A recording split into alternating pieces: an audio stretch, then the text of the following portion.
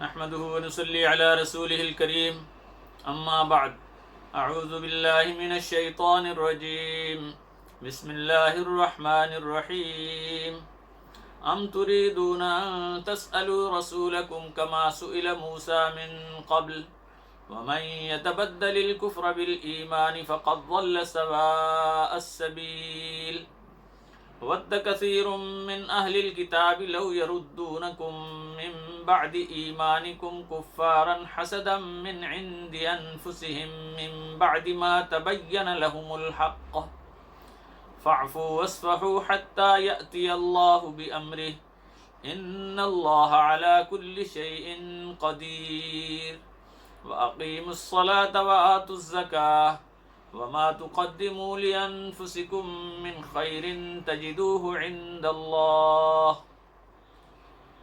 إن الله بما تعملون بصير وقالوا لن يدخل الجنة إلا من كان هودا أو نصارى تلك أمانيهم قل هاتوا برهانكم إن كنتم صادقين بلى من أسلم وجهه لله وهو محسن فله أجره عند ربه ولا خوف عليهم ولا هم يحزنون صدق اللہ العظیم۔ یہ سورہ بقرہ کی آیت نمبر 108 تا 112 ہے، اس کی تلاوت کی گئی۔ اب ان آیات کا ترجمہ سماعت فرمائیں۔ کیا تم چاہتے ہو کہ اپنے رسول سے بھی وہ سوالات کرو جس طرح اس سے پہلے موسیٰ علیہ السلام سے سوال کیے گئے تھے؟ یاد رکھو، جو کوئی بھی ایمان کے بدلے کفر کا سودا کرتا ہے یقیناً وہ شخص سیدھی راہ سے بھٹک جاتا ہے۔ اہل کتاب میں سے اکثر دلی بغض اور حسد کی وجہ سے یہ چاہتے ہیں کہ کسی طرح تمہیں ایمان لانے کے بعد پھر سے کفر کی طرف دھکیل دے، حالانکہ حق ان پر بالکل واضح ہو چکا ہے۔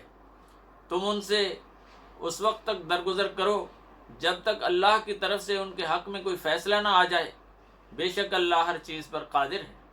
تم نماز قائم کرو، زکوٰۃ دیتے رہو، تم جو بھی بھلائی کے کام اپنے لیے کرو گے اس کو اللہ کے پاس موجود پاؤ گے۔ بلا شبہ جو کچھ تم کر رہے ہو اللہ اس کو دیکھ رہا ہے۔ وہ کہتے ہیں کہ کوئی بھی شخص اس وقت تک جنت میں داخل نہ ہو سکے گا جب تک وہ عیسائی یہ یہودی نہ ہو۔ فرمایا یہ ان کی محض تمنائیں ہیں۔ کہہ دیجئے اگر تم سچے ہو تو اس کا کوئی ثبوت لے کر آؤ۔ ہاں کیوں نہیں، جس نے اپنی گردن اللہ کے لیے جھکا دی اور وہ نیک کام کرنے والا بن گیا تو اس کا اجر اس کے پروردگار کے پاس ہے۔ ایسے لوگوں پر نہ کوئی خوف ہوگا اور نہ وہ رنجیدہ ہوں گے۔ میرے محترم ناظرین و سامعین، السلام علیکم ورحمۃ اللہ وبرکاتہ۔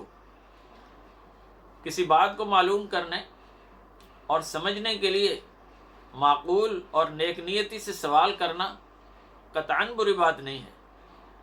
نبی مکرم حضرت محمد مصطفیٰ صلی اللہ علیہ وسلم کے ارشاد گرامی ہے، العلم بالسوال، یعنی علم پوچھنے سے آتا ہے، سوال کرنے سے آتا ہے، لیکن وہ بے تکے اور بے ڈھنگے سوالات جن کا مقصد عمل کرنا نہیں بلکہ عمل سے بھاگنا ہے، ایسے سوالات کرنے کی اجازت نہیں ہے۔ بنی اسرائیل کا سب سے بڑا عیب ہی یہ تھا کہ وہ اپنے نبی سے طرح طرح کے بے تکے سوالات کرتے تھے تاکہ عمل سے فرار کی کوئی راہ نکل سکے۔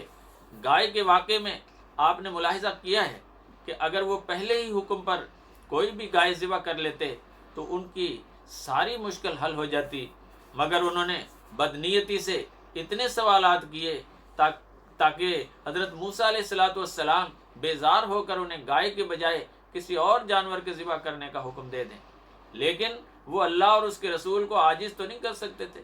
نتیجہ یہ ہوا کہ بنی اسرائیل خود ہی اس گائے کو تلاش کرتے کرتے تھک گئے۔ اگر اللہ ان پر رحم اور کرم نہ کرتا تو وہ اسی طرح بھٹکتے رہتے۔ بنی اسرائیل نے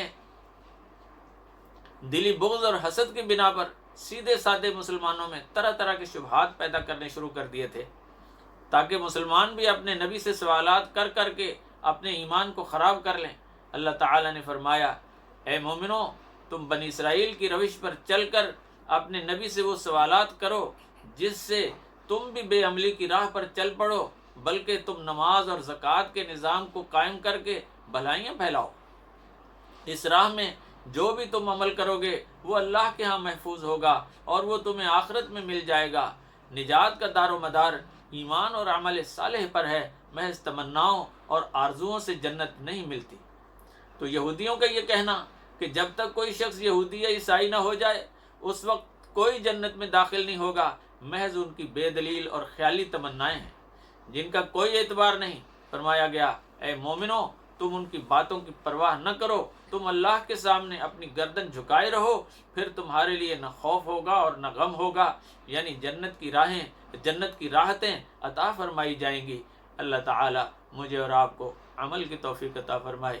وآخر دعوانا ان الحمد للہ رب العالمین۔